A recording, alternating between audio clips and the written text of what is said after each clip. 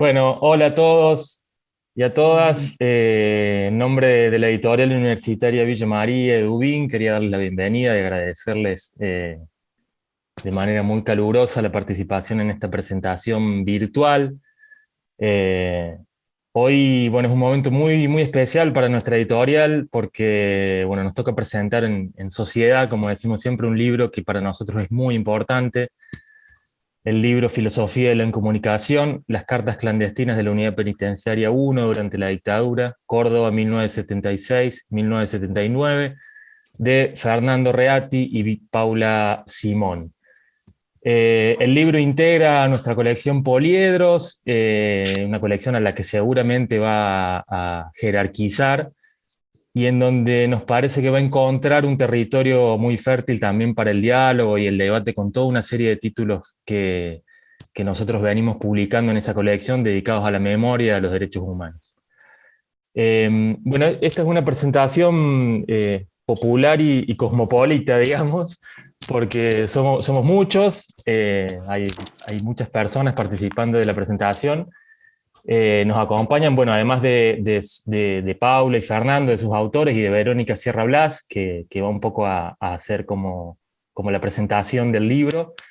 Buena parte de quienes han participado, digamos, de que son de alguna manera una condición de posibilidad del presente libro, del presente trabajo. Así que a todos y a todas ellas, muchísimas gracias. Porque además, bueno, sabemos que hay algunos que están conectados. Bueno, yo hago las veces de local desde acá, desde Villa María, desde Argentina. Paula creo que está en Mendoza, y después Fernando, bueno, está en Estados Unidos, hay gente en Europa, digamos, entonces, bueno, estamos como diseminados por el planeta y un poco la virtualidad a la que nos obliga esta pandemia también nos permite de alguna manera esta participación colectiva. Así que bueno, muchísimas gracias. Yo voy a presentar brevemente a Fernando, a Paula y a Verónica, quien luego se va a encargar un poco de continuar con esta presentación. Bueno, Fernando Reati nació en Córdoba, enseña actualmente en la Georgia State University en Atlanta desde el año 1991. Es autor de numerosos libros: Nombrar lo innombrable, Violencia política y novela argentina, 1975-1985, y de Postales del porvenir, la literatura de anticipación en la Argentina neoliberal, 1985-1999. Con Mario Villani publicó Desaparecido, Memorias de un cautiverio, Club Atlético, El Banco, El Olimpo, Pozo de Quilmes y ESMA en el año 2011. Con Adriana Bergero compiló Memoria Colectiva y Políticas de Olvido, Argentina-Uruguay 1970-1990, con Miriam Pino, de Centros y Periferias en la Literatura de Córdoba en el año 2001, y con Margarita Canavacchiolo de ¿Me mandaste el link? Sí, pero La cercanía emocional a la distancia histórica, representación del terrorismo de Estado 40 años después, en el año 2016. Por su parte, Paula es investigadora adjunta del CONICET y profesora de literatura comparada en la Universidad Nacional de Cuyo. Publicó la escritura de las Alambradas, Exilio y Memoria en los testimonios españoles sobre los campos de concentración franceses en el año 2012, y ha editado La vida dramática de Marie Curie y La Isabela de Francisco Madrid y Alejandro Casona en el año 2016. Además, integra el grupo de estudios del exilio literario, que pertenece a la Universidad Autónoma de Barcelona, y el Centro de Literatura Comparada en la Universidad Nacional de Cuyo. Y edita también el Boletín de Literatura Comparada, creo que también en la Universidad de Cuyo, si no me equivoco, Paula, ¿no? Bueno, Verónica Sierra Blas, como les decía, que va a ser las veces de presentadora oficial del libro.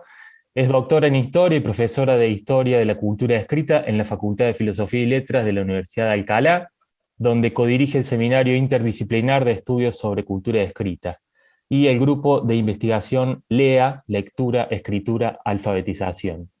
Su línea de investigación principal es el estudio de los testimonios escritos de carácter personal, especialmente la correspondencia producidos por la gente anónima durante la Guerra Civil y el franquismo. Verónica también es coordinadora científica de la Red de Archivos e Investigadores de la Escritura Popular en España, la comisaria de la exposición itinerante Entre España y Rusia, recuperando la historia de los niños de la guerra, Es también responsable científica de la Fundación Antonio Machado y la IP2 del proyecto I+D Vox Populi, Espacios, Prácticas y Estrategias de Visibilidad de las Escrituras del Margen en las épocas moderna y contemporánea. Tiene además un extenso currículum, ha sido profesora invitada en distintas universidades españolas y extranjeras, es autora, entre otros, de los libros Palabras huérfanas, Los niños y la guerra civil, publicado por Taurus en el año 2009 y que ha sido traducido al francés, y el libro Cartas presas, la correspondencia carcelaria en la guerra civil y el franquismo. También ha sido editor y coordinadora de numerosos volúmenes y dossier monográficos como Letras bajo sospecha, Escrituras y lecturas en centro de internamiento o Escrituras y lecturas en reclusión. Verónica, entonces te cedo la palabra. Creo que vas a continuar vos, nos vas a presentar de alguna manera un poquito el libro en diálogo por supuesto, con Fernando y con Paula. Muy bien, muchas gracias, Emmanuel, y bienvenidos a todas y a todos. La tarde-noche del 21 de octubre de 1978, en el almacén San José de La Plata, la policía bonaerense irrumpió en mitad del escenario, desde el que Mercedes Sosa, acompañada a la guitarra por Nicolás Colacho, cantaba ante 250 personas como La cigarra, de María Elena Walsh, y otras canciones protesta. Acusada junto a todo su público de transgredir la ley de censura musical, fue detenida y pasó, según afirma su hijo Fabián Matus en una biografía preciosa que escribió sobre su madre, Mercedes Sosa, la mami, alrededor de 18 horas en la comisaría segunda de la calle 38, donde fue objeto de numerosos insultos y vejaciones. Esta del almacén San José fue su última actuación antes de exiliarse a París, primero y después a Madrid. Como es bien sabido, hasta 1982 Mercedes Sosa no pudo regresar a Argentina. Ese año ofreció en el Teatro Ópera de Buenos Aires 13 recitales históricos que constituyeron toda una manifestación popular en contra de la dictadura, siendo como La cigarra una de las canciones que compusieron el repertorio. Con la vuelta a la democracia en 1983, como La cigarra se acabó convirtiendo no solo en un himno nacional, sino un canto universal contra la violencia y la injusticia, como lo sigue siendo todavía hoy. He querido empezar esta presentación recordando a Mercedes Sosa y a Como la cigarra, porque la voz de la primera y la letra de la segunda han estado resonando en mi mente de manera continuada mientras pasaba una y otra página, mientras leía una y otra carta de las varias decenas que Fernando Reati y Paula Simón han conseguido recuperar en esta extraordinaria contribución a la historia y a la memoria colectiva que es su libro Filosofía de la Incomunicación. Fechadas entre marzo de 1976, una vez acontecido ya el golpe que dio origen a la última dictadura militar en Argentina, y abril de 1979, estas cartas fueron escritas por un total de 28 presos y 6 presas políticos para sus familiares y amigos desde los pabellones 9 y 14 respectivamente de la Unidad Penitenciaria 1, la UP1 de Córdoba. Algunas de estas cartas proceden de archivos públicos, han sido ya editadas en otros libros, exhibidas en alguna exposición y de manera muy excepcional convertidas en monumento también. La gran mayoría, sin embargo, se ha conservado casi tan milagrosamente como se escribieron en los archivos familiares de sus autores, autoras y descendientes, y son además inéditas, es decir, que esta es la primera vez que salen a la luz. Quisiera empezar preguntando a sus autores, Paula, Fernando, cómo fue todo este proceso de recopilación y de selección de las cartas que nutren el libro para que quienes están escuchando sepan cuál ha sido todo ese percurso de la investigación que habéis realizado. Hola a todas, a todos. Muchas gracias, Verónica, por la presentación. Muchas gracias, Emmanuel, y muchas gracias a todas y todos los que nos están acompañando hoy en la presentación de este libro que para mí es muy, muy, muy importante y que me ha significado una etapa muy bonita de mi formación y también de una etapa de investigación súper, súper enriquecedora. La verdad es que el origen de este libro tiene que ver con un encuentro, digamos, amistoso con Fernando en la Biblioteca Nacional, luego de haber pasado cerca de él unos 3 meses en una estancia de investigación postdoctoral en Atlanta. Y bueno, él en una de sus visitas frecuentes a Buenos Aires con su grupo de alumnos para llevar a cabo un programa de derechos humanos, bueno, y una visita a Buenos Aires, me mostró en un café una carpeta de cuero, que estaba impecable, pero que se notaba que tenía sus años, y me contó así como al pasar que eran unas cartas que él iba a llevar a la Biblioteca Nacional para donarlas a un archivo muy importante que tiene la biblioteca, que es el archivo Cartas de la Dictadura. Y en un momento mencionó también como al pasar, bueno, fíjate, quizás te pueden interesar, sí, pero como al pasar. Cuando yo abrí esa carpeta y me encontré con esos folios perfectos, mantenidos durante 40 años, ¿no? Y dentro de esos folios, esos trozos de papel higiénico, esos escritos, esas cartas escritas en papel higiénico, esas cartas escritas con letra ínfima y abigarrada, en papeles de servilletas, papel de avión, en fin, ya no pude pensar en otra cosa en esa conversación, y ya todo lo que me contó Fernando después ya no lo recuerdo. Solamente me quedé prendada de esa carpeta, y al finalizar la conversación, así un poco tímida, le pedí si podía dejarme una copia antes de donarla, y bueno, y él accedió, y bueno, los días subsiguientes me dediqué a leer esas cartas, y la verdad es que fue una de las experiencias más interesantes que he tenido en todo lo que llevo de mi trabajo como investigadora, porque me impresionó no solamente la dimensión material que les acabo de contar, sino lo que estaba leyendo, todo lo que estaba leyendo allí, no solamente la información sobre lo que fue la experiencia de estas mujeres y estos hombres, en este caso la experiencia de este Petty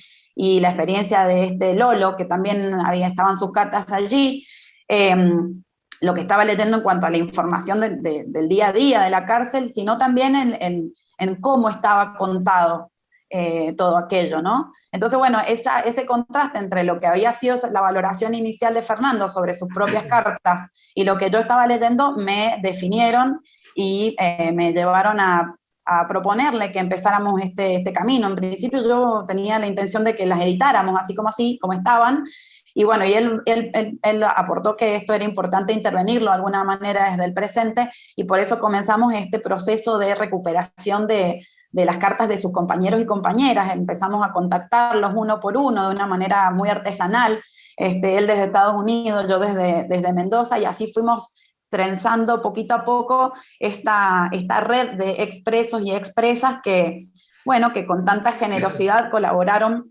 para que se fuera armando este archivo. Entonces, bueno, yo que soy una enamorada del testimonio, vi acá un valor testimonial único en estas cartas, ¿no? Y así surgió este proceso. Y además, independientemente del origen y la trayectoria de todas estas cartas, algo que tienen en común es que fueron escritas y leídas a escondidas, ¿no? Tomando mil y una precauciones, con un nudo en la garganta y el corazón acelerado y encogido en un puño, dado el carácter clandestino que las define. Lamentablemente hoy ya no resulta posible, como sí lo fue entonces para sus corresponsales, asistir al intercambio epistolar completo, porque solo se ha salvaguardado una parte del mismo, ¿no? Sí que se conservan aquellas cartas que consiguieron traspasar los muros de la prisión desde adentro hacia afuera, y sin embargo han desaparecido, ¿no?, las que llegaron a manos de los presos y presas desde la calle, porque estos tuvieron muy a su pesar que destruirlas para evitar castigos, para evitar represalias. Me gustaría también preguntaros de qué manera habéis intentado restituir, ¿no?, en el libro esas cartas perdidas que fueron tantas veces leídas, releídas, incluso muchas veces aprendidas de memoria por los presos y las presas en la UP1. Bueno, voy a tomar yo la palabra y saludo a todo el mundo, a los compañeros y compañeras que se han podido presentar hoy, sin los cuales este trabajo hubiera sido imposible, por supuesto, y lamentablemente hay algunos que no han podido venir hoy, pero les mando un saludo y un abrazo. Bueno, como dices, Verónica, hay que primero decir que las cartas que enviaron los familiares a las presas y presos se perdieron. No tenemos, porque se debían destruir inmediatamente por cuestiones de seguridad. Entonces, podemos inferir un poco algunas cosas que los familiares decían a través de comentarios en las cartas de las presas y presos. En cuanto a las cartas que tenemos de presas y presos, que son aproximadamente 60, Como dijo Paula, se trató de un trabajo arqueológico. Tuvimos suerte en el caso de mis cartas y las de mi hermano, que también estaba en el pabellón 9, porque nuestras cartas fueron a España, que nuestros padres estaban exiliados, y las transcribían a máquina y las guardaban muy, muy cuidadosamente. Y eso facilitó entonces el rescate y comenzamos así el trabajo. Y luego, como dijo Pablo, hemos ido contactando persona por persona, otras personas nos conectaban con otro, expreso o presa, etc. Y fuimos descubriendo que algunos compañeros conservaban una carta o un trozo de carta, otros tenían 2, 3, algunos tenían más. Y además en un estado muy diferente en cada caso, ¿no? Algunas estaban muy bien conservadas, como fue el caso nuestro. Algunas estaban en pedazos de papel en muy mal estado. Ahí habían estado casi siempre guardadas por décadas, sin que nadie las leyera y ni las sacara de alguna caja de zapatos, algún sobre donde estaban. Y con el trabajo con Paula fue dificultoso porque primero había que leerlas y todas tienen una letra microscópica por las condiciones de escritura. Y por la calidad del papel, en muchos casos la tinta se transparentó, se traspasó al otro lado, o el papel estaba en muy mal estado, con huecos, con borraduras, con hojas rasgadas, etc. Luego de ese trabajo de lectura, entonces Paula y yo las transcribimos en documentos Word para luego poder comenzar a hacer una selección de fragmentos en base a criterios y a subtemas que habíamos previamente elegido, que son a grosso modo más o menos los siguientes. Primero hay una sección sobre la metodología, de cómo se sacaban las cartas, que es la metodología de la paloma. Hablamos de las vías, las contraseñas, la comunicación entre pabellones, lo que llamamos la paloma solidaria, que es un sistema de una red donde algunos compañeros que no podían escribir usaban las cartas de otros, y donde se alentaba a los familiares también a que formaran redes de solidaridad entre ellos para ayudarse mutuamente y para ayudar a los que no podían mandar cartas. Luego hay un siguiente capítulo o sección sobre las denuncias contenidas en las cartas. Y esto es muy importante porque siempre remarcamos esto. Hubo cartas escritas en cárceles legales, cartas permitidas. Obviamente esas cartas tenían que ser sometidas a una censura porque pasaban por las autoridades del penal y los presos y presas no podían decir todo lo que querían decir. En el caso de Córdoba, como era una comunicación clandestina e ilegal, se podían decir cosas que en otras cárceles no se decían. Entonces, las cartas contienen una serie de denuncias sobre lo ocurrido en los centros clandestinos antes de llegar a la cárcel, sobre las torturas que habían sufrido las presas y presos, sobre los castigos en el penal, sobre las malas condiciones de vida, los problemas médicos, que eran muchos, sobre los procesos judiciales, mucha incertidumbre, mucha desesperación por saber en qué situación judicial estaban los detenidos, sobre las amenazas del ejército de ejecutar presos en caso de que algo le ocurriera a militares o a autoridades nacionales. En represalia sí había acciones guerrilleras. Las visitas de la Cruz Roja, que fueron muy importantes, donde hay una serie de denuncias, y se cuentan en las cartas qué se les dijo a los representantes de la Cruz Roja, y finalmente, muy interesante, las denuncias sobre el uso del Mundial de Fútbol en 1978 como distracción. Algo que tampoco era muy común en la Argentina del momento. Luego hay una sección sobre la supervivencia en general, el estado emocional y físico, las enfermedades, la salud, la alimentación, la higiene, la ropa, la convivencia con otros detenidos. Luego hay una sección que para mi gusto es una de las más interesantes, que es cómo se mataba el tiempo, en una situación de incomunicación y de prohibición absoluta de hacer nada. No se podía jugar, no se podía leer, no se podía estudiar, no se podía hacer nada. ¿Cómo se mataba el tiempo? Entonces hay una sección sobre cómo se organizaban fiestas y cumpleaños, cómo se enseñaban cursos con mantas carcelarias a modo de pizarra y con jabón a modo de tiza, los juegos como el famoso proverbial ajedrez hecho con miga de pan, la gimnasia dentro de las celdas, porque solamente había una hora semanal de patio, no se podía hacer deportes, los coros, los grupos de teatro, las artesanías ilegales que se hacían con huesos de la sopa o con trozos de tela sobrantes de la ropa, la escritura de poesías y de cuentos, los talleres literarios que se creaban, y las reflexiones íntimas. Y finalmente, y termino el comentario aquí, una sección final sobre los recursos lingüísticos y narrativos que más comúnmente se encuentran en las cartas, tales como ocultar información, metáforas, comparaciones, hipérboles, el uso del humor, etc. Es decir, para concluir, ha sido un proceso muy artesanal y muy elaborado a partir de materiales muy frágiles, muy endebles y parciales. Iremos retomando ahora, si os parece, algunas de las cosas que nos ha ido señalando Fernando, que ha hecho, ¿no?, pues una radiografía completa del libro en unos minutos tan breves, ¿no? Sí que me gustaría incidir en dos cuestiones, ¿no?, en relación a lo que estabas comentando. Por un lado, cómo la correspondencia, bueno, pues tiene esa posibilidad de que, aunque nos falte una parte, podamos leer en esa parte la voz de todos, ¿no? Has hablado del coro, la correspondencia es como un coro también, donde al final, bueno, se puede escuchar una historia, aunque nos falten algunas voces, aunque algunas voces de vez en cuando se callen. Y luego, por otro lado, es muy interesante esa fragilidad de muchos de estos testimonios, ¿no?, que han estado tan cerca de perderse. Bueno, al final lo que habéis hecho vosotros, ¿no?, Paula y Fernando, ha sido darles vida para siempre a estas cartas, ¿no? Ya no se van a perder nunca, ya van a estar aquí siempre con nosotros y con nosotras. Y bueno, como os decía, voy a ir retomando algunas de las cuestiones que has comentado para profundizar un poquito en ellas. Lo que creo que sí que sería interesante de cara a que lo supiesen los lectores y lectoras antes de coger el libro en sus manos es comprender bien no solo la génesis, ¿no?, y los caminos que va siguiendo toda esta correspondencia tan excepcional por esas circunstancias extremas en las que se produjo y difundió, sino también, como bien hacéis en el libro, ponernos todos en situación de, bueno, por qué lo que se hizo, ¿no?, en la UP1 fue tan excepcional, es decir, en qué sentido esta prisión fue una prisión diferente y constituye, ¿no?, pues un punto y aparte dentro de las prisiones de la dictadura argentina. Un signo de distinción que tú mismo, Fernando, en el libro, ¿no?, haces referencia a la prisión como un experimento de resistencia psicológica, o entre los dos, ¿no?, también señaláis cómo la UP1 se encuentra en una zona gris entre la legalidad y la ilegalidad de la represión. Y esto al final conllevó que se registrara en ella, pues, uno de los índices de mortalidad más elevados de todas las prisiones de esta etapa, ¿no?, aciaga de la historia de Argentina. Si os parece, me parece importante que expliquéis un poquito por qué, ¿no?, qué características reunió la UP1 para convertirse en ese laboratorio de la muerte, tal y como la llama Hernán Baca Narvaja, que fue uno de los hijos, ¿no?, de uno de los presos asesinados que estuvo recluido en este centro penitenciario.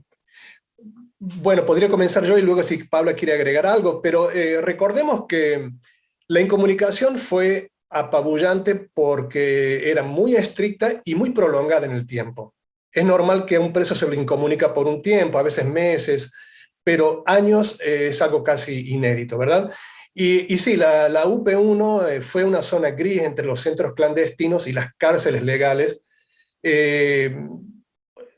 y se desobedecieron incluso los reglamentos que el gobierno nacional tenía para las cárceles legales, ¿verdad?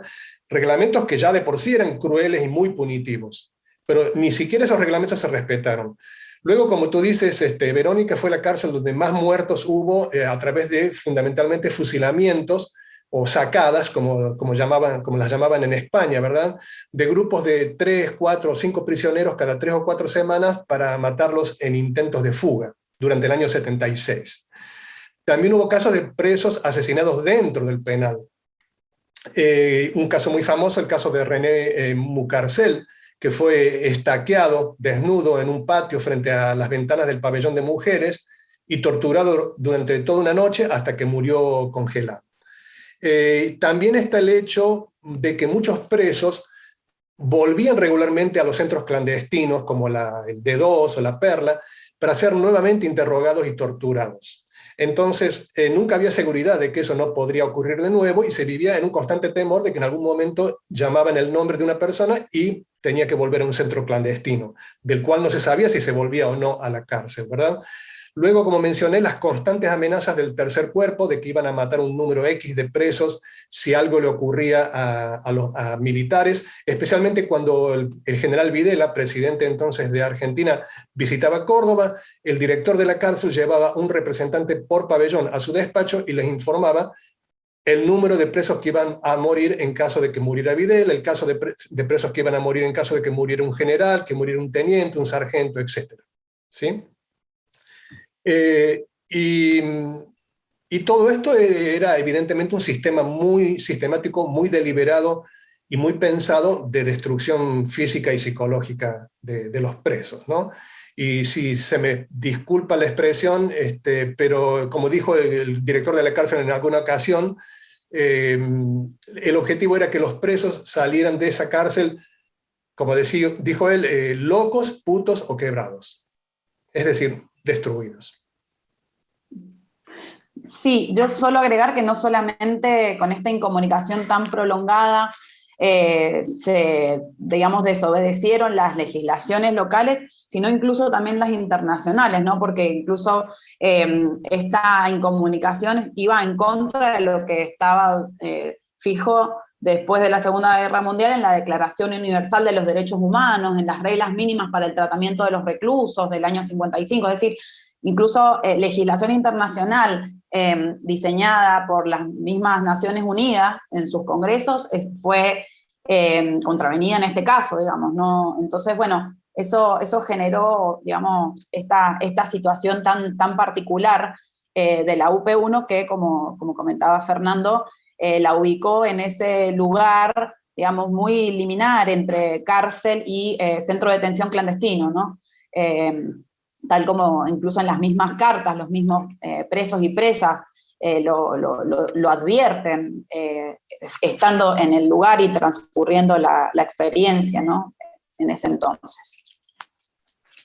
Debemos recordar, además, para quienes nos escuchan, ¿no?, que estamos hablando de un periodo larguísimo de 3 años, ¿no? O sea, desde el 76 hasta el 79, ¿no?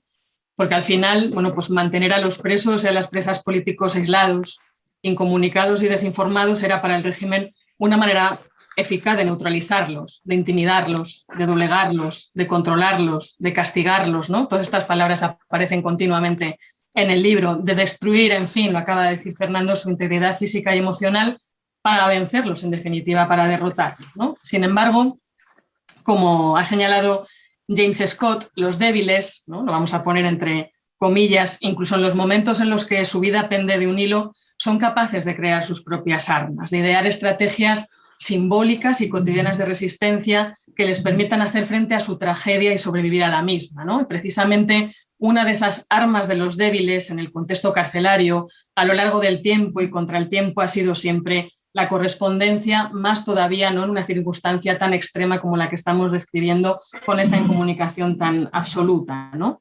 Las cartas cuya lectura y escritura, esto está muy presente en el libro todo el tiempo, además, ¿no?, muchas veces es colectiva, es comunitaria, se convierte en la vida diaria carcelaria en un alimento anímico para las reclusas y los reclusos, en un mecanismo esencial de protección psicológica para las familias y en una herramienta insustituible de resiliencia personal y colectiva para todos los que conforman la comunidad epistolar, ¿no? A lo largo del libro dais muchos datos, ¿no?, sobre contextos precedentes o coetáneos al que describís, con el fin de reflexionar precisamente sobre la importancia que la correspondencia tiene en la vida de los detenidos y detenidas y sus familias, ¿no? Quisiera preguntaros ahora, ¿cuál de estos referentes que citáis, bien sean anteriores o que estén ocurriendo casi de manera contemporánea a la dictadura argentina, os parece que sirve mejor, ¿no?, de punto de comparación con lo que está ocurriendo en la UP1? Bueno, una parte importante de la reflexión en torno a estas cartas fue precisamente no pensarlas como una experiencia única, incluso dentro de Argentina, dentro de las cárceles argentinas, sino interconectar este acto de escritura con otras cartas de otras experiencias con las que la dictadura argentina, bueno, mantuvo ciertas analogías, ¿no? Como puede ser, por ejemplo, las cárceles, digamos, la escritura de cartas en las cárceles franquistas, que es el tema que, bueno, es uno de los temas que vos, sobre los que has trabajado tanto, Verónica.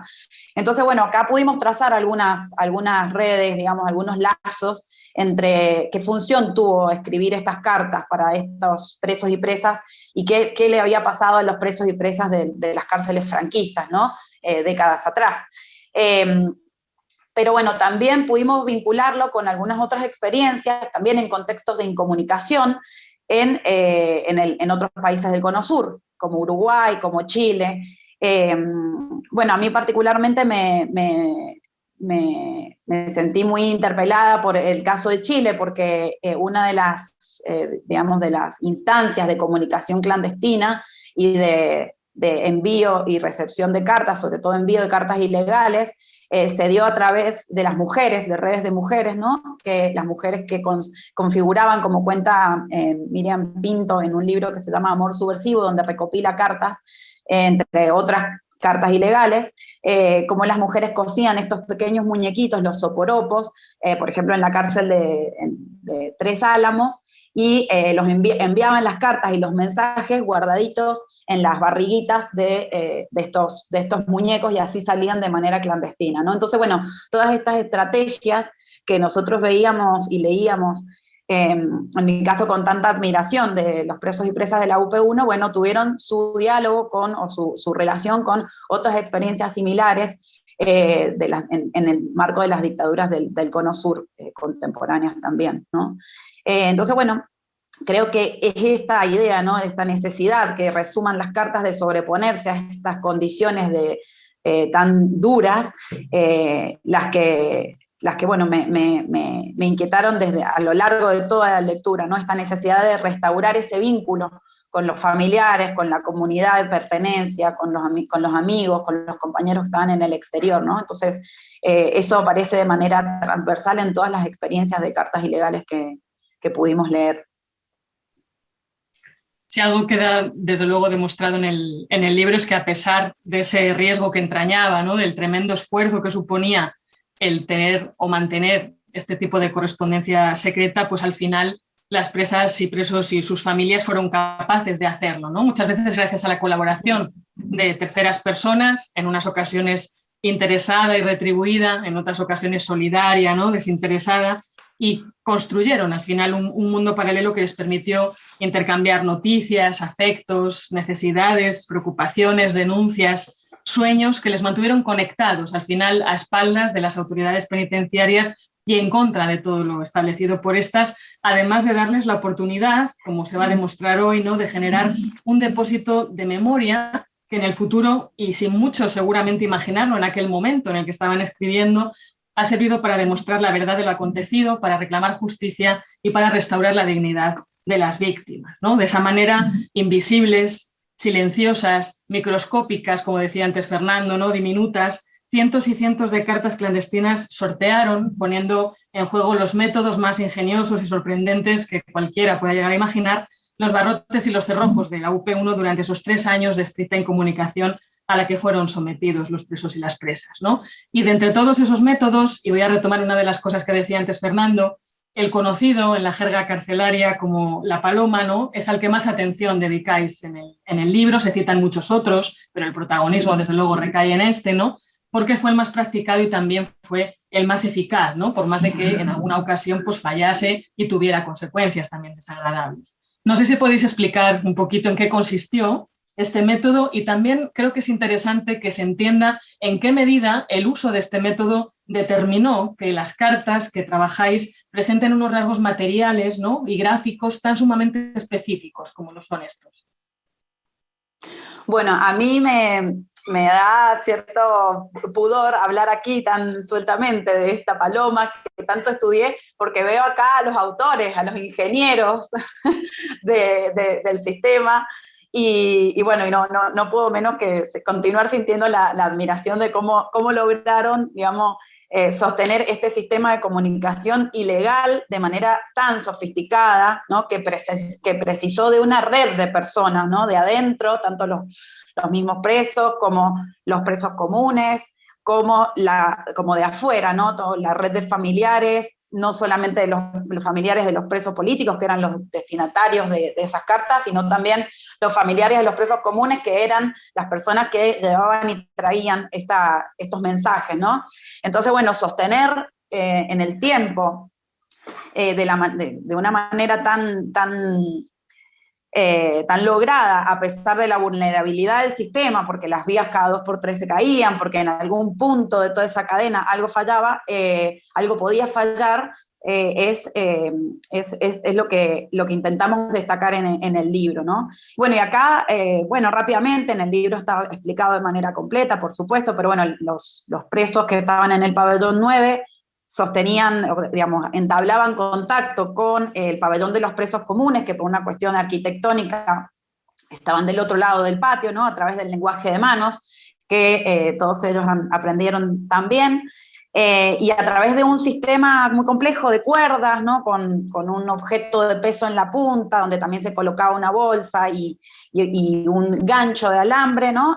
Al medio de la noche se conectaban con la otra soga que venía del pabellón de los presos comunes, con quienes habían hecho el contacto previo, ¿no? Estaba la figura importante del palomero, ¿no? La persona que entablaba el contacto y que también participaba en este enganche de la soga, ¿no?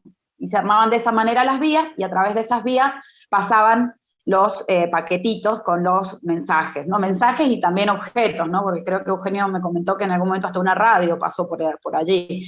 Con lo cual, bueno, esto por supuesto requería de la participación, como dije, de una cantidad importante de personas de dentro y de fuera de la cárcel.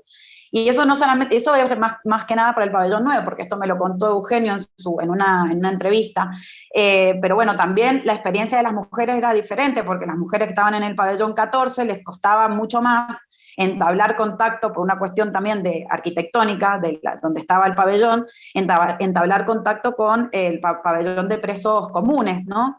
Entonces, bueno, Ana Moadet me contó cómo en un momento lograron establecer contacto con el pabellón 11, que es donde estaban los presos homosexuales, que también estaban del otro lado del patio. Y a través también del lenguaje de las manos lograron diseñar otro tipo de paloma, que es que colocaban los mensajes bien dobladitos dentro de migas de pan y los arrojaban al patio.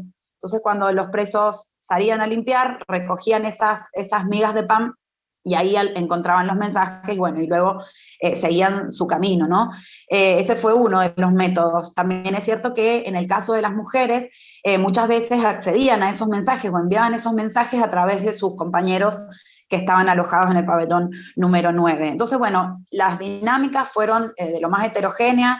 Las vías eran muchas veces muy vulnerables, dependían de que todo funcionara bien, y todo esto, por supuesto, en la oscuridad más silenciosa de la noche para evitar que fueran interceptados, ¿no? Eso, por supuesto, determinaba absolutamente las condiciones materiales, ¿no? Bueno, hemos comentado las condiciones del papel, lo minúsculo de la letra, ¿no?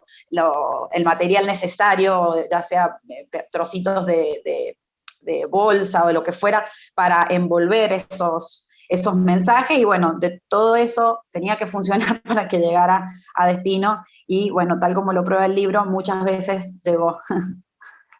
Así que bueno, eso es un poco la síntesis, que por supuesto está más detallada en el libro, y no solamente descrita por nosotros, sino narrada por ellos y ellas mismas en las cartas. Además es muy interesante, ¿no?, ver cómo no solamente fue un sistema que se arbitró dentro de la UP1, sino que, bueno, pues en determinadas circunstancias similares el ser humano tiene inventivas también parecidas, ¿no? Y en casi todas las prisiones de la dictadura argentina nos vamos a encontrar la paloma y nos vamos a encontrar, ¿no?, pues algunas otras estrategias de este tipo. Algo muy interesante también en relación, ¿no?, a cómo se armó todo este sistema alternativo y original de comunicación dentro de la UP1 tiene que ver con esas reglas no escritas, ¿no? Esas reglas no escritas que las presas y los presos trataban también de intentar enseñar a las familias para que todo funcionase bien, ¿no? Me llamaba mucho la atención, al ir leyendo los testimonios, esa recomendación continua, por ejemplo, de no incluir los nombres propios en las cartas, ¿no?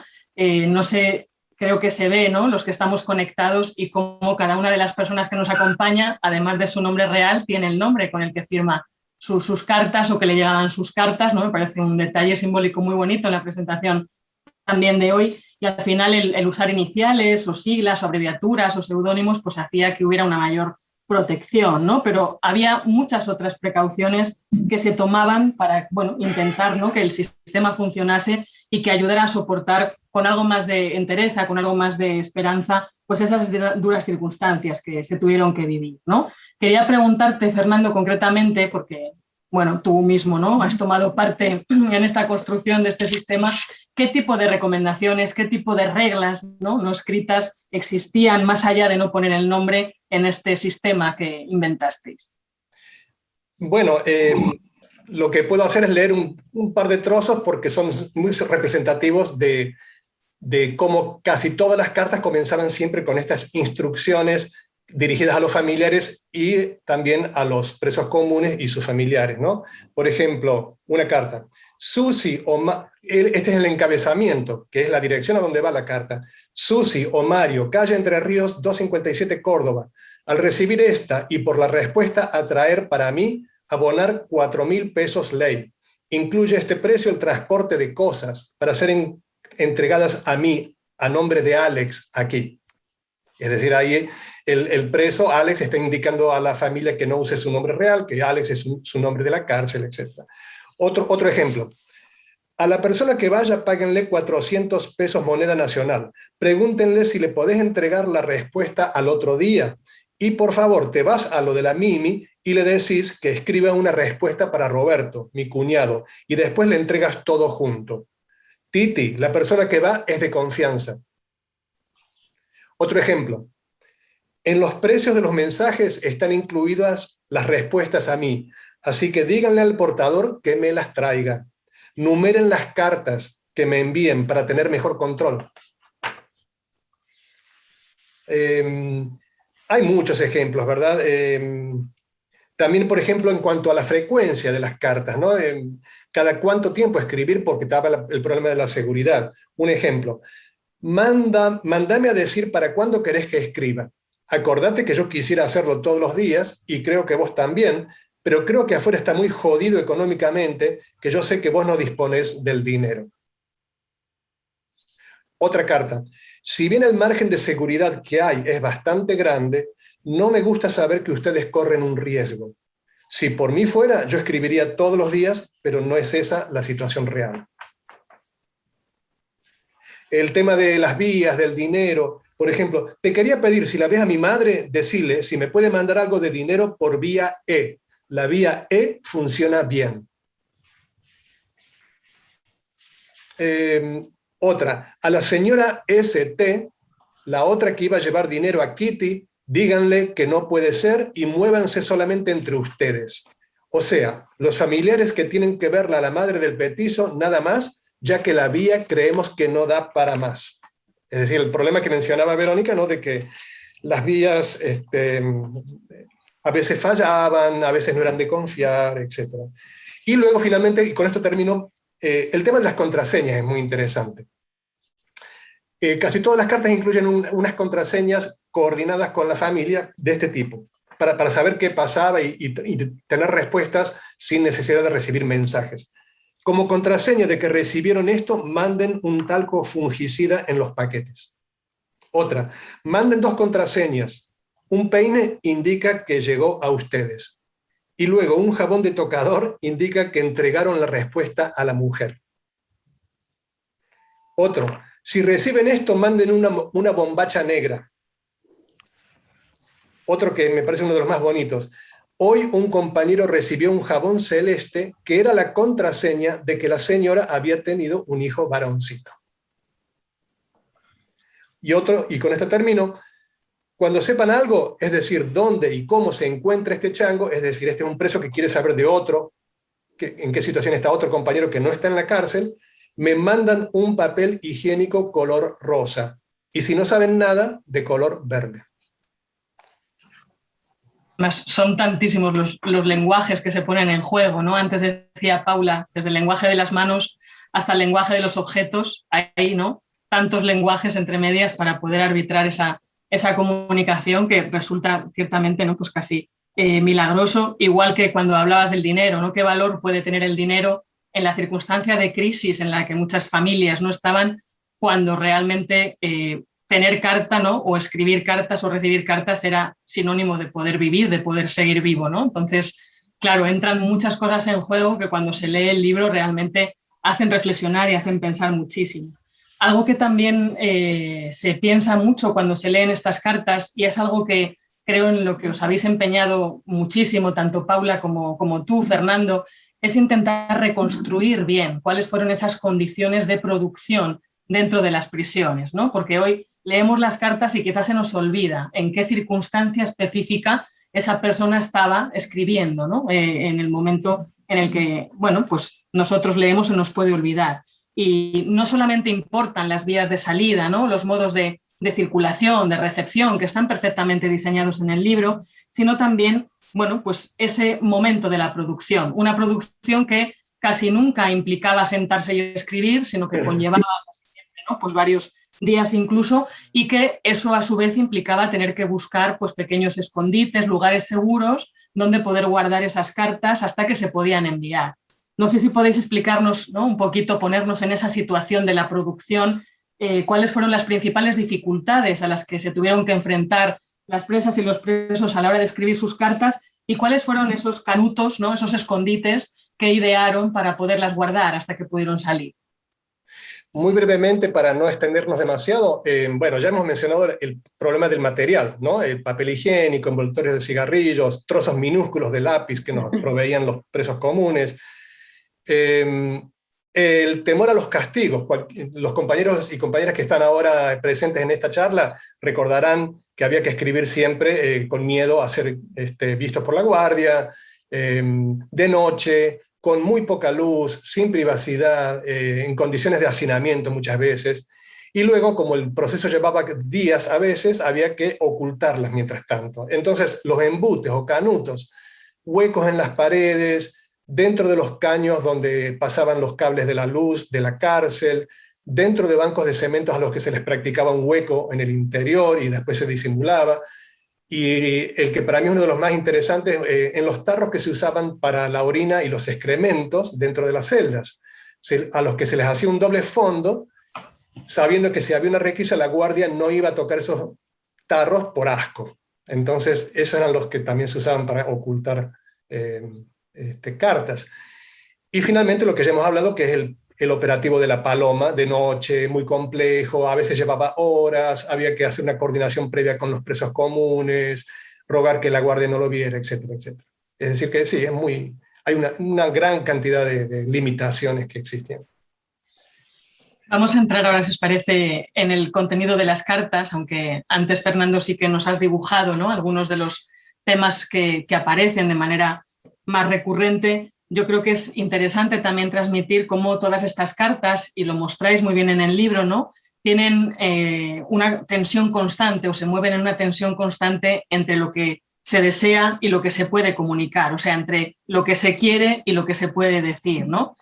Obviamente, por un lado, el narrar las privaciones que sufrían o las preocupaciones que les atormentaban, el malestar físico y anímico que sentían o denunciar las atrocidades que veían y que padecían a diario, era para las presas y los presos una liberación, la mejor forma de hacer terapia. Pero claro, por otro lado estaba lo que se quería conseguir con la familia, ¿no? Lo que esas cartas debían reportar a la familia, que no era otra cosa que tranquilizarles, consolarles, animarles, ayudarles, ¿no? A sobrellevar esa difícil situación que se estaba atravesando. De hecho, antes creo que lo ha dicho Paula, es importante recordar que muchas de las personas que escriben estas cartas en ese mismo momento tenían familia también encarcelada, bien en otras prisiones, bien en la propia prisión, ¿no? De la UP1, como es el caso vuestro de Eugenio y de Fernando, ¿no?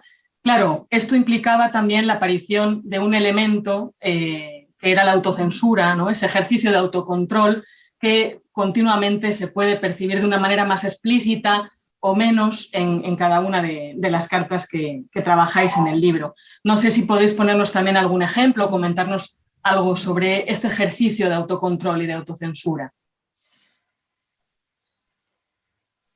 Bueno, un poco lo comentó ya Fernando a lo largo de la exposición, y algo también comenté yo. Yo creo que yo resaltaría sobre todo esta característica particular de estas cartas, que la autocensura no tenía tanto que ver con el hecho, o sea, no tenía que ver con el hecho de que pasaran por un organismo de control, porque claramente eran cartas ilegales que no pasaban por ningún organismo de control, eran ilegales, clandestinas, pero sí se diseña en ellas, en todas ellas, esta profunda tensión entre lo que se desea transmitir, ¿no? La información, las denuncias, también la emoción, los sentimientos de lo que estaban viviendo, y lo que sienten que pueden decir estos autores y autoras, ¿no?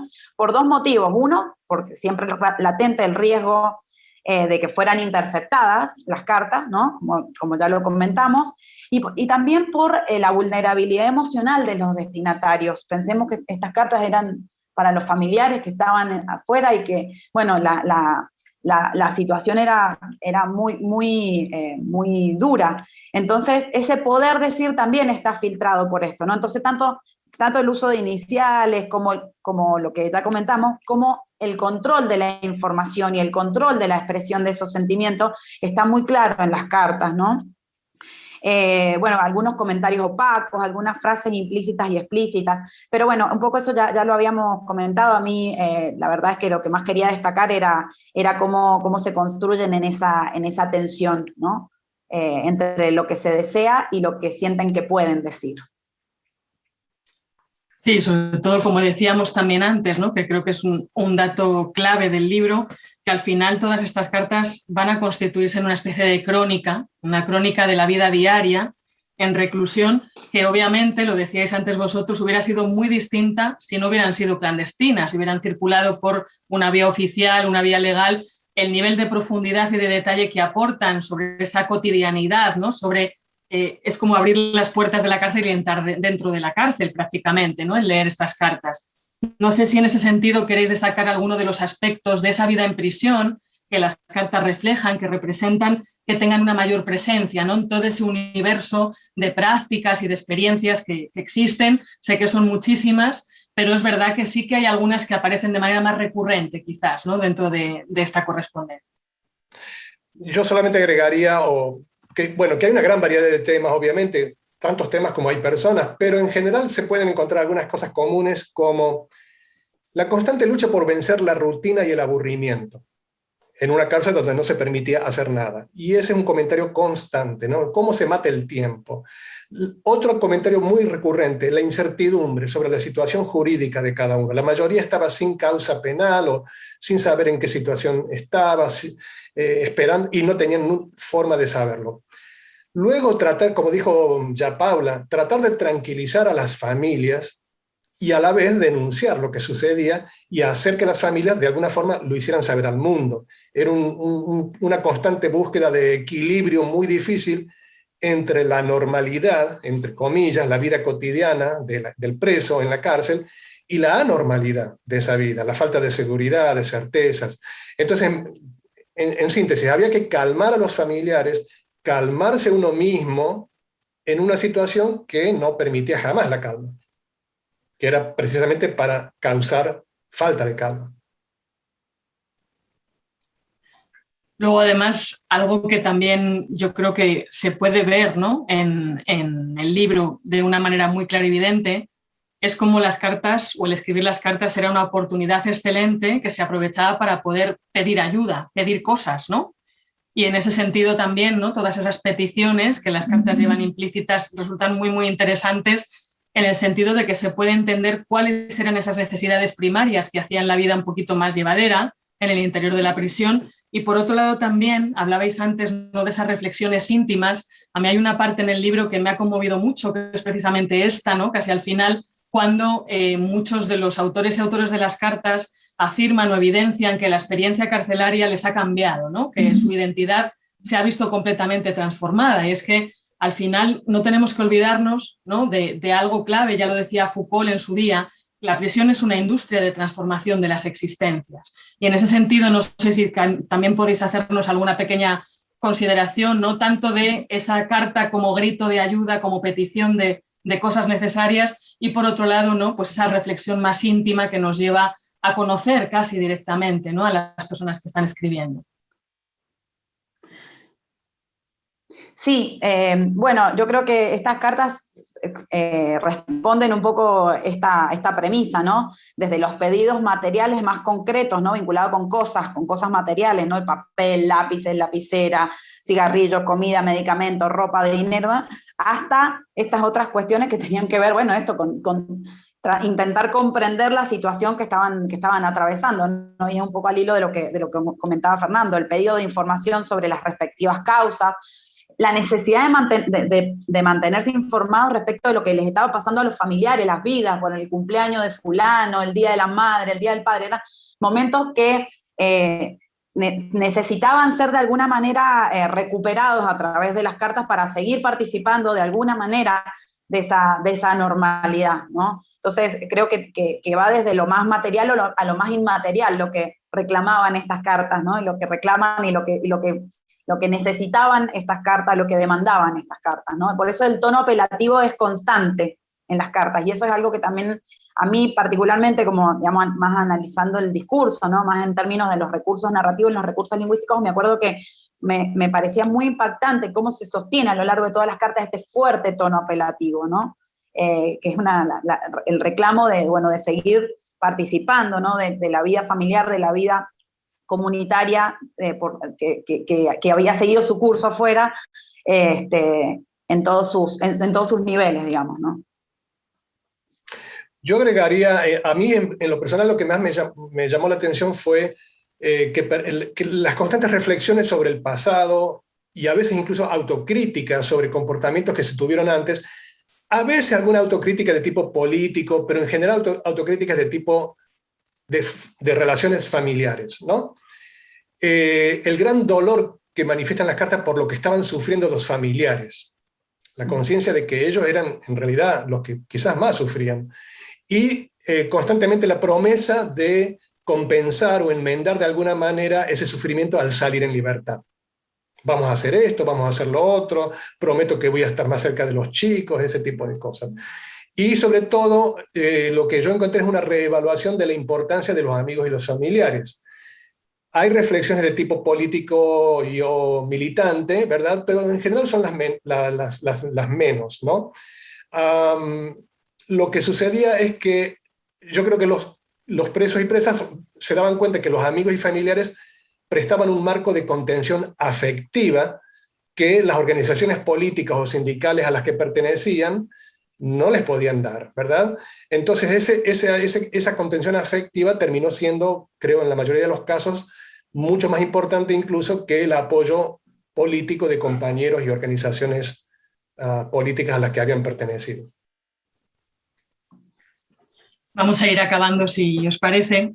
Afirmó Pedro Salinas en El Defensor que es en las cartas donde se existe mucho más de lo que se existió en la vida, porque en ellas se sobrevive. Filosofía de la incomunicación yo creo que es un excelente ejemplo de ese poder salvífico de la correspondencia y de la función que la misma ha cumplido a lo largo de los siglos como catalizadora de memoria y como registro del acontecer histórico. Como bien sostenéis los dos, ¿no?, en las conclusiones con las que cerráis el libro, y os voy a citar con vuestro permiso, gracias a estas cartas, primero hubo murmullos, luego voces y finalmente gritos que se levantaron para resquebrajar la incomunicación como prueba incontrastable de que el último bastión de la dignidad humana reside en la palabra. ¿De qué manera pensáis, es una pregunta obligada, ¿no?, que todas estas cartas han hecho justicia a sus autores y autoras? ¿Y qué creéis que aportan históricamente a los estudios que se han realizado hasta el momento sobre la última dictadura argentina?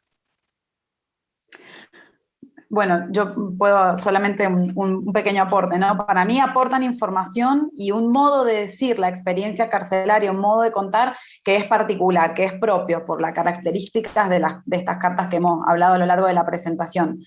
Al mismo tiempo hablan de la resistencia, hablan del deseo de supervivencia, y también habla de hombres y mujeres que estuvieron continuamente conectados con la vida, ¿no?, con el compartir incluso, no solamente con la vida individual, sino también con la vida en comunidad dentro de la cárcel, ¿no? Y eso es a mí lo que más me quedó de todas estas cartas, digamos, el mensaje más profundo es este deseo de supervivencia, pero también este gesto del cuidado hacia el otro, ¿no?, como parte del cuidado de uno mismo, y eso aparece reflejado en las cartas, y eso creo que es un aprendizaje que nos dejan estas cartas, que es un aporte histórico también, ¿no? En este grupo de personas, que es un grupo absolutamente heterogéneo, es decir, no vinculados con un solo ideal político, ¿no?, sino un grupo muy, muy heterogéneo en sus maneras de sentir y de pensar. Y eso creo que habla también de gestos de solidaridad y de gestos compartir una experiencia que son únicos de estas cartas. Yo solamente agrego una cosa para dejar un poquito de tiempo. Me encantaría que algunos compañeros y compañeras que están presentes pudieran también, si quieren, aportar algo, ¿no? Pero para mí las cartas, perdón, las cartas muestran personas normales, con dudas, con debilidades, con flaquezas, con incertidumbres, con dolor, y a la vez con resiliencia, con mucha fortaleza, ¿verdad? Es decir, muestra que los presos y presas eran seres humanos multifacéticos y no superhéroes. Y para mí eso es quizás la lección más importante. En pocas palabras, muestra la dimensión personal y humana de gente que luchó, algunos más, otros menos, pero que ante todos fueron seres humanos con sus fortalezas y sus debilidades. Yo lo dejaría ahí porque me encantaría escuchar ahora algunas compañeras y compañeros. Sí, ahí, bueno, muchas gracias Verónica, Fernando y Paula. Germán estaba levantando la mano también, yo creo que sería muy, muy interesante escuchar algunos de los testimonios de quienes han participado con sus cartas, ¿no?, de este libro. Bueno, yo voy a hablar, me atrevo a hablar el primero, porque han dicho que ahora nos tocaba un poquito a nosotros, ¿no? En primer lugar, pedir disculpas porque me equivoqué de horario y resulta que era a las 5 y yo me conecté a las 6. Creía que era a las 6, lo siento. Me he perdido un buen rato, pero bueno, estos problemas de distancias, ¿no? Aparte de eso, bueno, un pequeño, si acaso, una pequeña observación a lo que ha dicho Fernando. Yo creo que en las cartas clandestinas, en general, hay poca reflexión política, entre otras cosas, porque un temor que había normalmente era que estas cartas fueran interceptadas y fueran a tener consecuencias, que en más de un caso fueron interceptadas, ¿eh? Por suerte fueron casos muy minoritarios, pero lo fueron. Y ya luego, yendo a la cosa, a mí personalmente, bueno, lo primero de todo también, o lo segundo ya en este caso, es mencionar, no sé si se lo mencionó antes, pero a una persona que fue fundamental en esto dentro del pabellón, y que lamentablemente no está con nosotros, que es el riojano Scale. Supongo que quienes estuvieron con él lo recordarán, cómo el riojano era el que más se ocupaba de mantener líneas y bueno, y todas las semanas llevando, trayendo, ¿no? Eso dentro del pabellón. Fuera del pabellón, bueno, gente como el viejo Deutsch, ¿no? Hay parientes cercanos aquí. El viejo Deutsch, que cuando salió se ocupó de hacer precisamente el enlace externo, que muchas veces el enlace externo a veces era difícil hacerlo directamente con los comunes, ¿no? Y hubo más gente también. Pero volviendo a la cuestión interna, bueno, aparte de recordar al riojano, grandísima persona que después estuvo en la Asociación de Expresos Políticos y fue uno de los que más peleó para que tuviéramos la pensión de la que hoy día gozamos, aunque esté muy rebajada por el tipo de cambio, por la devaluación, para los que estamos fuera por lo menos, para los que están dentro no sé. Volviendo al tema de las cartas, quiero decir que para mí fue una forma importantísima de sobrevivir, porque desde luego, en el caso de mi familia, hubo una correspondencia que se puede decir torrencial, en el sentido de que tuve muchísimo contacto con ellos, estando precisamente en plena incomunicación, ¿no? Que teóricamente no podíamos tener comunicación, y sin embargo yo la tuve, pero por lo menos a partir de mediados del 77, en el 76 nada, pero a mediados del 77 tuve muchísimo contacto con la familia, al punto tal de que algunos compañeros en mi celda, de una vez vi a un compañero llorando y le digo, ¿qué te pasa? Y dice, es que me parece tan hermoso que tengas tanto contacto con tu familia y a mí prácticamente no me escribe nadie, no sé nada de ellos. Bueno, casos como este muchos, ¿eh? Y al respecto, también me gustaría contar en lo breve, ya se me ha pasado el tiempo, eran 2 o 3 minutos, bueno, pero algunos lo conocen, esta historia también. El hecho de esta comunicación me sirvió a mí para vivir una hermosísima historia de amor. A través de una carta que mandé yo a mi familia, en la que puse que le dieran un saludo a una chica muy jovencita, además, amiga de la familia y, bueno, mínimamente conocida mía también.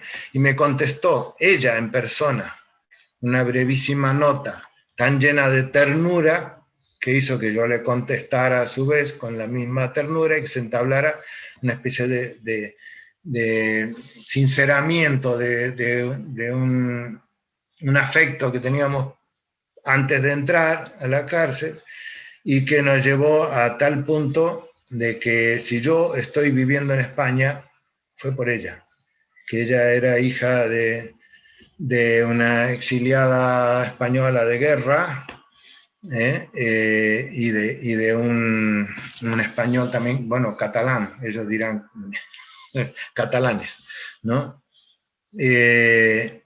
Y que fue realmente una historia hermosísima y que, bueno, lamentablemente luego la demora en la salida y ciertas complicaciones cuando por fin tuvimos visita, en que ella se fue a Buenos Aires solo para verme a mí en la UP9 de La Plata. Bueno, porque además ella se convirtió prácticamente en la encargada de las relaciones con los intermediarios, con los presos, las mujeres de los presos, digamos, era ella quien iba a buscar las cartas para toda la familia, era ella quien iba a hacer la cola para llevar los paquetes cuando autorizaron que recibiéramos paquetes, o sea, se convirtió en compañera de preso político. Una cosa increíble, y después lamentablemente pues la cosa se desvaneció en La Plata, y ya, bueno, pero igualmente yo me vine a España con los contactos que ella había hecho aquí, que son quienes me avalaron, digamos, para llegar a España. No tenía otro aval yo que ese, una amiga suya y una tía catalana suya, y bueno, pero todo esto, ya digo, a mí me permitió vivir, sobrevivir, y vivir con una intensidad allí dentro que era impensable, ¿no? Y por supuesto, inolvidable. Tanto Fernando como Eugenio la conocen o conocen la historia muy de cerca, ¿no? Gracias, Germán, por tus palabras. David había levantado la mano, David o Gringo. Hola, sí, primero quería agradecer a Paula y Fernando por este libro porque realmente es muy completo y es un trabajo importante para la memoria de lo que vivimos en esos tiempos. Yo quería aprovechar justo a contar algo que siempre me dio mucha ternura, es que cuando yo estuve muchos meses en la misma celda con Alejandro Deutsch, y él, bueno, aparte de contarme toda su historia, de sus hijos y todo, él pintaba. Y fue realmente algo colectivo porque conseguíamos justamente por intermediario de las palomas que conseguir papel, conseguir para poder pintar, y él hacía unos dibujos extraordinarios de la vida cotidiana que bueno, pienso que está en el libro, pero me gustaría justo recordar eso, y bueno, pienso que era una forma de libertad increíble en esa situación de incomunicación que vivíamos, donde estábamos, digamos, nos podían matar de un día al otro, de un minuto al otro, pero bueno, mientras nos pasaba, vivíamos y hacíamos cosas y jugábamos al ajedrez y Alejandro pintaba, y en la celda donde yo estaba había también un compañero mendocino yo digo por Paula, el ingeniero Coltes, que fabricó un canuto buenísimo en una base donde guardamos todo, incluidos los dibujos de Alejandro. Entonces, bueno, esas experiencias son inolvidables y bueno, quería saludar ya a las 3 hijas de Alejandro y a todos los compañeros y bueno, ya está. Bueno, David, muchísimas gracias. Bueno, y nos quedaba Rodolfo, que también había levantado la mano. No sé si... Rodolfo. Bueno, hola a todos, hola a todos. Bueno, en primer lugar, también lo mismo que David, que agradecerle a los que han logrado de algún modo llegar a buen puerto con la producción de este libro. A Cuáquero, por si no sabían, Fernando Cuáquero Reati, a la compañera mendocina, la verdad que bueno, es muy lindo, es muy importante, digamos así, que se haya logrado sintetizar de algún modo una experiencia histórica que da para escribir, yo diría, decenas de libros, ¿no? Porque tiene tantas facetas, tanta riqueza, que da para decir, bueno, un agradecimiento muy grande a ellos. En segundo lugar, quiero hacer así, en 2 palabras, un homenaje que en realidad era David, o el profe Ojeda, creo, recuerda uno, que es Ricardo Escalet, que quiero agregarle que la ley de la pensión lleva el nombre de él, de Ricardo Escalet, porque fue de algún modo el motor y el que más pataleó y peleó por esta ley.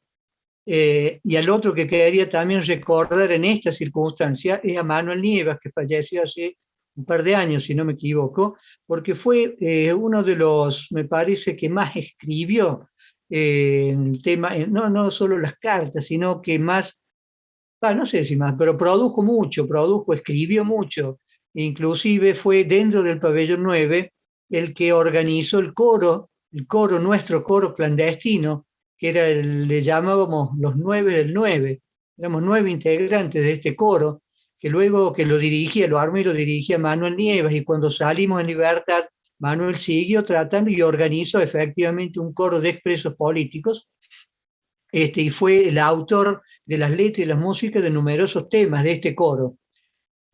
Bueno, en tercer lugar, también iba a hacer mención a la misma práctica anécdota que nombra David. Yo también en una época estuve en la celda donde estaba David con Alejandro Deutsch, y la verdad que son así sensaciones, imágenes que te quedan. Y hay una imagen muy fuerte, surrealista, relacionada a Alejandro Deutsch y sus pinturas, y es la siguiente. En un par de oportunidades que entraba en la requisa, que daban vuelta todos, nos hacían salir, daban vuelta, nos pegaban, entraban a las celdas, destruían, rompían, etc. Y la imagen que me quedó fue, una vez que entramos de nuevo a las celdas, nos encierran, inmediatamente Alejandro comienza a sacar de los canutos sus materiales de producción, papel, o lápiz, o virome, o no recuerdo exactamente con qué dibujaba y con qué pintaba. Entonces de ahí él empezaba a pintar las escenas después de la requisa, que eso después quedó registrado en la muestra que se ha hecho y que se hace acá en Córdoba. Ya la trajeron las hijas de Alejandro a esta muestra, ¿no? Y realmente es muy fuerte, Y para completar la anécdota esta, cuando vi la muestra acá en Córdoba, hace varios años atrás, la trajeron, creo que fue a la escuela de psicólogos, presentaron la muestra de Alejandro, y vengo a descubrir en una de estas pinturas de Alejandro, esta la verdad me produjo una emoción muy grande, porque fue una de las pinturas, él pinta adentro, en la celda nuestra, donde estábamos en ese momento, estaba yo con Pascual Seidel, al cual menciono y le homenajeo, porque falleció también hace bastante, y también estaba David con Alejandro, creo, y también estaba Eugenio Reati, si no me equivoco, en algún momento. Bueno, La cuestión que en una de esas pinturas estaba durmiendo, en un momento dado estaba durmiendo Pascual Saider. Pascual tenía un problema, una deformación en las manos y los pies. Entonces le sobresalía el pie y con la deformación que tenía, y Alejandro lo ha pintado y le ha pintado esta deformación. Entonces, cuando veo la pintura, digamos esta, lo llamo, no sé si estaba con mi compañera, con Pacha, con quién estaba, lo llamo y digo, mira, por favor, y estaba la pintura con el detalle del pie de Pascual, Entonces, bueno, por decir, es tantas anécdotas, pero como reflexión lo que me queda es la inmensa capacidad del ser humano para resistir, para transformar la realidad, para utilizar hasta el último resquicio, porque eso que era un verdadero infierno, entre todos y todas los transformábamos en un lugar creativo, risueño, donde uno podía desarrollar distintas actividades, aunque parezca mentira, porque en realidad no podíamos tener absolutamente nada, pero en un momento dado, desde cada celda, desde cada canuto empezaban a aparecer elementos de trabajo, elementos de recreación, elementos de producción, con coros. Creo que hicimos hasta, bueno, es larga la anécdota, hasta una carrera de caballos, algunos se acordarán en el pabellón, presentaciones del coro, obras de teatro. Bueno, sería larguísima. Así que bueno, un abrazo a todos, un homenaje a todos. Y bueno, puedo finalmente verlo, me alegra mucho al alemán, a David, al profe Ojeda, Cuáquero. Bueno, abrazo y muchas gracias a todos. Gracias, Rodolfo. Bueno, y para cerrar, si les parece, ahí Héctor Cohen o Jarro había pedido la palabra. Si les parece, cerramos con el testimonio de Héctor.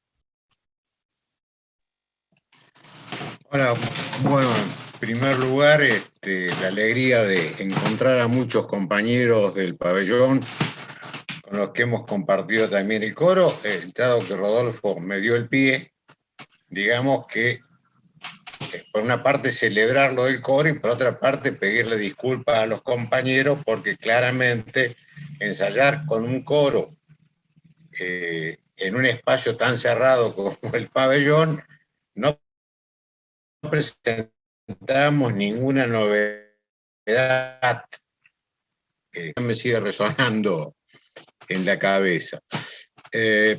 Bueno, hay un punto creo que es necesario rescatar, insisto, es un afortunado momento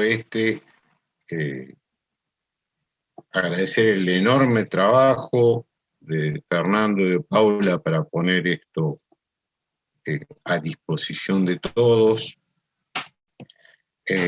Quisiera recordar también a la red que estuvo afuera, a los compañeros, familiares, militantes algunos, otros no, a los vecinos que prestaron su casa de buzón, con un riesgo que no a veces sobrepasaba lo que podía ser solicitado.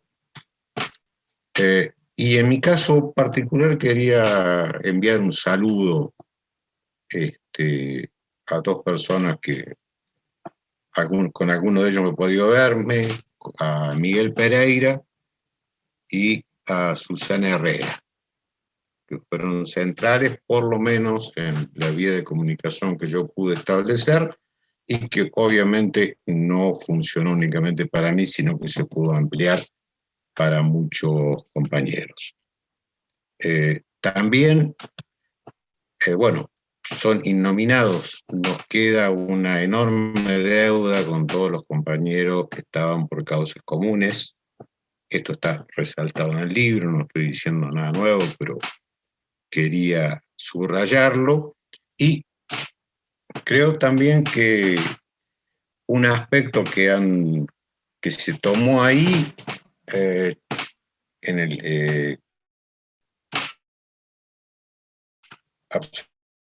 absolutamente destacable es a romper con este estadio de opresión permanente, es decir, reírse también hacía parte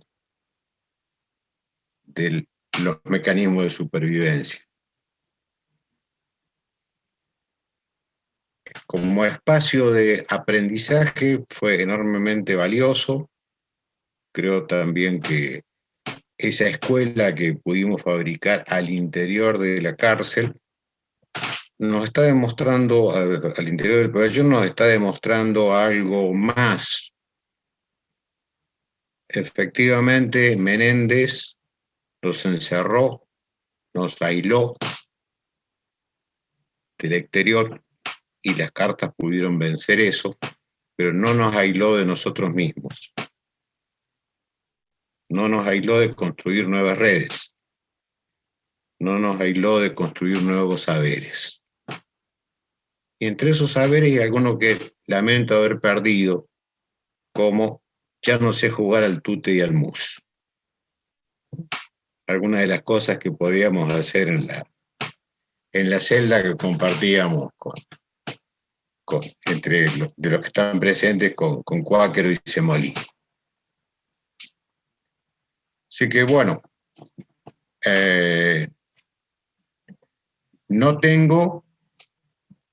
lamentablemente no pude conservar ninguna de las cartas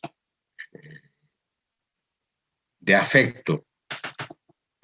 Solo me quedaron algunas de las cartas políticas, o más duramente políticas, de las que envié. Pero bueno, también un saludo a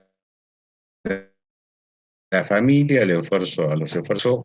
Las cartas sí tenían un censor al que no le podía mentir, que era mi padre. Es decir, vengo de una familia con más prontuario que currículum. Por lo tanto, me resultaba muy difícil pintarle a mi viejo una historia, a ver, sin tachos, sin picanas, sin privaciones, porque las conocía. Por lo tanto, sé que ahí también hubo una serie de mediaciones familiares como para que la cuestión llegara efectivamente de otro modo. Bueno. Héctor, muchísimas sí. gracias. Muchísimas gracias por el testimonio. A mí me gustaría, yo digo, voy a despedirme ahora y voy a dejarle el cierre a Eugenio, que ahí veo que tenía algunas cartas para mostrar, si le parece. Agradeciéndoles infinitamente a todos y a todas, digamos, por la participación y por el esfuerzo que han hecho no solo a la hora de concretar el libro, digamos, a Paula, Fernando, sino también para coordinar esta presentación que para nosotros es muy importante. Y recordarles que el libro lo pueden, digo, para todos los que estén viendo la presentación, lo pueden adquirir además en las librerías, en nuestra página web, en la página web de la editorial, ya sea en formato papel o en formato digital. Así que bueno, dejarles el cierre y agradecerles de nuevo la presencia. Bueno, para cerrar me parecía lindo poder mostrar cómo eran nuestras cartas clandestinas, algunas de ellas hechas las primeras, sobre todo en papel higiénico. Gracias, como decía Fernando y Paula, a que mis padres las guardaron y las sistematizaron, así que yo todavía las conservo como un gran valor. Esta era una de estas cartas clandestinas, escritas con letra muy chiquita, como verán, en los folios que mi papá las guardaba, y donde uno, simplemente para no hacerlo largo, yo leo esas cartas hoy y en realidad sé que no dije todo lo que yo sentía y pensaba para no hacerle daño a mis padres. Yo era muy chico, yo tenía 17, 18 años. Entonces, cuando las leo hoy, en realidad pienso lo que sí efectivamente yo pensaba y me retrotrae a aquellos momentos. Por eso el libro me parece que tiene un valor fundamental para tratar de explicar un poco y analizar cómo lo vivíamos y qué trasunta a través de esas cartas. Y la última imagen, el documento de identidad que mis compañeros de celda me regalaron cuando cumplí los 18, Entonces, figurativamente, como eran 18 años, me regalaron mi documento con huella digital y foto, y con la firma de muchos de ellos, en realidad sus sobrenombres. Algunos están presentes en esta comunicación, como un homenaje a quienes hemos estado en esas circunstancias tan difíciles y que tan constitutivas, por lo menos para mí, en mi vida para siempre.